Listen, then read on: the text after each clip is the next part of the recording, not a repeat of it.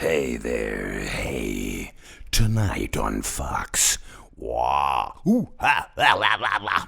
1, 2, 3. Testing. 1, 2, 3. Yes, testing. 1, 2, 3. My daddy was the announcer for this great country western swing club in Tulsa called Kane's Ballroom. It's still there today, and it's still famous.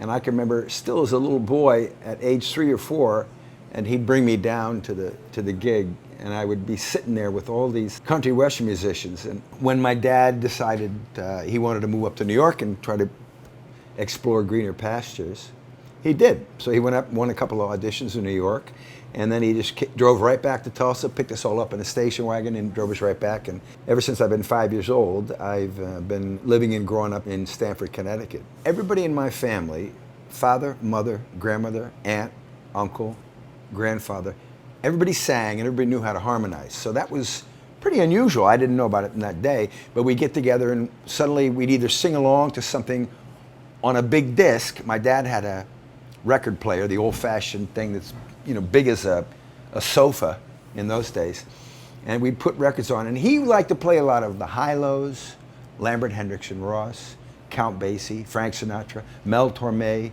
Tony Bennett, and so I was getting sort of the jazz pop exposure to music, and I was knocked out by Lambert and Hendricks and Ross, and this was again in the 50s and 60s. They were the premier vocal group, and they would do fast scatting, and they had, again, the three of them would do incredible harmonies together, and it would just knock me out, and I couldn't believe it. But then my parents and my relatives would all start singing in harmony, and so I just felt like, well, I can do that. I'm listening to Lambert and Hendricks and Ross and all these people and all these groups, and so I was just fascinated by it.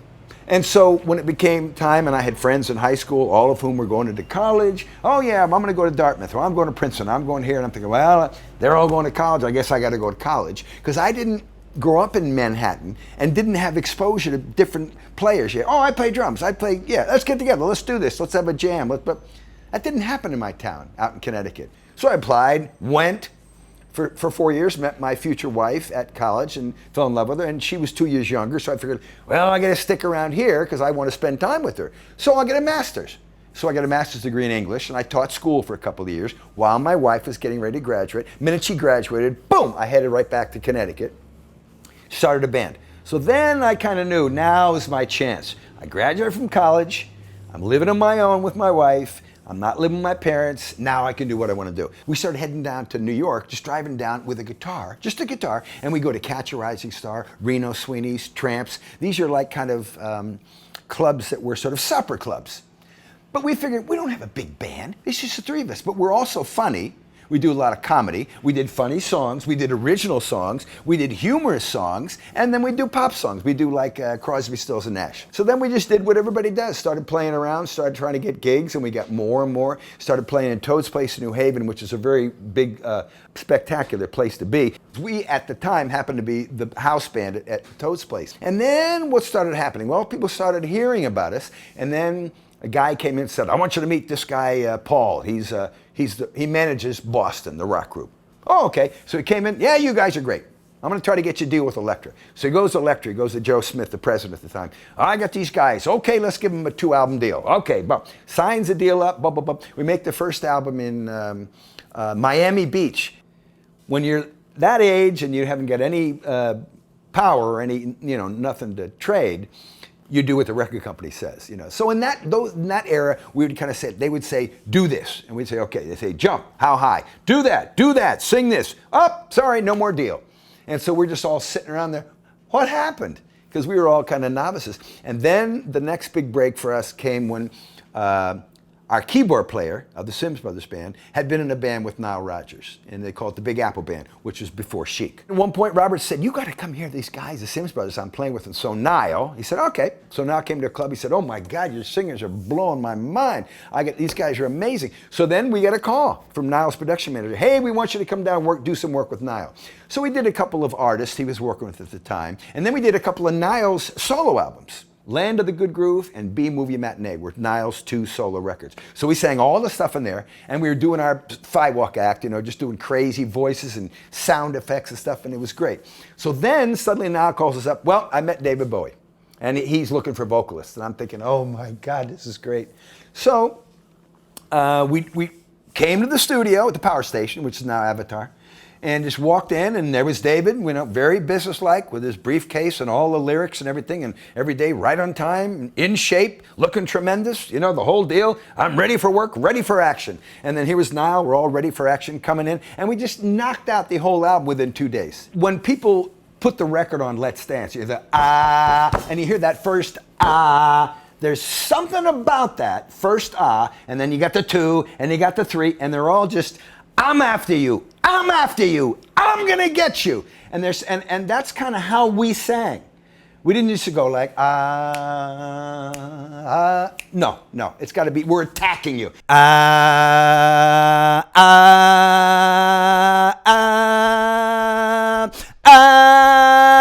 Let's dance. So we did Let's Dance, Modern Love, China Girl, Ricochet, Shake It, all the stuff on the whole album. We did every song. Modern Love, almost beside me. Modern Love, want somebody. Modern Love gets me to the church on time. Church on time. So then as I was leaving the studio one day, David, again, very businesslike, he got out a legal pad, yellow legal pad, and he said, Frank, I'd like to have your phone number. And I'm thinking, yes, this is it. So I gave him my phone number, and then within a week or two, his business manager called my house and said, David would like you guys to come on the road with him. And I'm saying, oh, this is great. I love it. This is going to be great, And I said, this is going to be the beginning of the rest of my life. And then we found out more, obviously, as we went in and did the rehearsals and the costumes. And the costumes were done by the Metropolitan Opera Company. So we had the fitters and the costume designers come down to the rehearsal, and they'd be sitting there like, with David looking, yes, and how about that one, yes, and how about that one, what are you going to have them do in your school? Sure enough, within a couple of weeks, David says, come on in, it's time for costume fitting. So we all put our costumes on, and this is amazing. Everybody's got a different costume. They're all designed by the Metropolitan Opera people. They all fit like a T. There's 2 costumes for everybody. And then at the end of the tour, David gave everyone one of their costumes. So I still have my suit, my shirt, my tie, my socks, the pants, the whole thing. So it's really great. People would come to the concerts, and in '83, and then even since then, all this time, and they would say, I've never seen a major artist who has put his background singers out front, in front of him, as often and as much, and fully lit, and fully choreographed as David did with this tour. And there were many times where we would sit in a trio, the 3 of us. David might be kneeling on one knee with his mic up, and I might be leaning over him, leaning on his shoulder. My brother George is leaning on his other shoulder. And it's the 3 of us there, and we're all fully lit, and we're singing along. It's not the 2 of us in black suits, 90 feet back there. It's right there, because David knows. He's never threatened by the fact that, oh my God, if I have another performer here, suddenly they're going to stop looking at me and they're going to look at him. He's never threatened by that. I've known him for a long, long time. There is no worry. David Bowie has no worries about that issue. He knows who they're here to see, and the better the show is, the better it looks for him. And he knows it. And it does. It makes the whole show look great. Everybody in the band could step out. And it was just amazing. And he knew that. So he said, I've got a great band. I want them all to step out. I want all their power and all their force to bring the energy to the whole show. And it did. Yeah, so one day Nile called and said he wanted us to come over and do some Madonna stuff. And George wasn't available. I think George might have been in Hawaii or something. So it was me and Dave Spinner and Curtis King. And so he said, yeah, great. So we went over, and we didn't really know who it was. And maybe if I first met her today, or she'd asked me, or she'd called, well, I want Frank to come do a session now, I might be intimidated, like, oh, Jesus, Madonna, she's got an attitude. You go, well, I don't know, she's been here, been there, missed. But back then, it was just normal. So I remember her coming in. Her look was a lot like the Desperately Seeking Susan look. It was the rag, the tank top, and the frilly dress, and the kind of hair, and the banded, just a little thing, and just a kind of a street, kind of Brooklyn street girl look, basically. And that's what she was from, so she's looking there. So she'd come in, that's how she was looking. But again, we were so fast and so good, we weren't there any more than 2 or 3 or 4 days. Madonna's biggest phrase was, time is money and the money is mine. So in other words, I'm not taking any guff. I want to see, and I want you to do this, do that, do this. It was very demanding. And she came into the booth with us a couple times. Well, not a booth, it's a big room at Avatar and Power Station. So we went into the room with us, and we had the mic set up. And so she kind of would join us in a couple of things, but she wasn't a fully confident and developed singer at the time. She could get up there and kind of dance.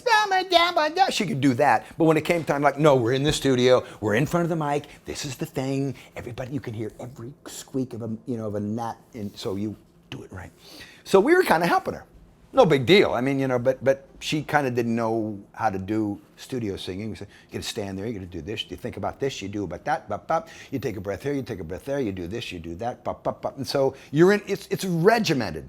As an aside, any singer, it's kind of funny, you are often called on this. When you go in the room, you start to tell jokes. Whatever you can, whoever's funny, whoever wants to talk about something fun and happy, whatever you got to do to lift your spirits, lift your spirits. Think happy thoughts. Turn your voice into a happy instrument. Hey, yeah, hey, this is good. And you have to do that. But what people don't understand, which is the most important thing, is when you go in the booth and you're in your mind and your spirit and your throat and your mouth and your teeth and your lips are in a good mood and they're all positive and they want to work together and they want to cooperate, it's got to be happy. Because if it doesn't, it's not going to come out in the track. Not going to come out in the track. So with Let's Dance or even Material Girl, it's like, living in a material world, living in a material world. And then we said to her, how do you want us to sing that? What's the approach? She goes, I want you to sound like nerds. Just like thinking like a nerd and going there sound like a nerd. So we'd go in the booth and we walk in like nerds and like that. Hey, how you doing? Hey, I don't know. What do you mean? I can't be like. So everything had to be attentive. We had to go into so that's how that came out. So it comes out in the track. One more time, please. Living in a material world.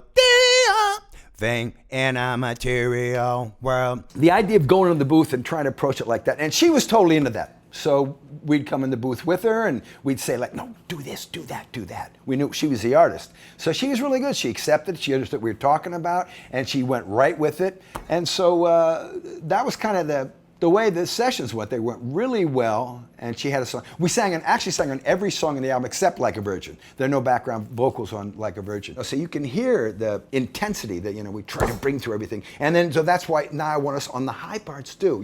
Gonna dot you up in my love, all over, all over. So we did that, and we would do three of us, and then we double it, and then Nile would tuck it in, and they would make her sound like Jesus on a lily pad.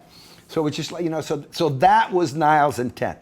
So with all the stuff we did with Nile, and we did lots of records, Thompson Twins, Jeff Beck, Sheena Easton, Philip Bailey, loads of stuff with Nile, and that was always the intent. Get in there and give them the mood. Give them what, just build that thing up. I got a cassette tape of all the sort of the hit songs I've been on, the Let's Dance, China Girl, Modern Love, Material Girl, different things like that, and I just passed it around to the jingle producers. Well, that was just like, whoa! Because not many of the jingle gang had been doing that.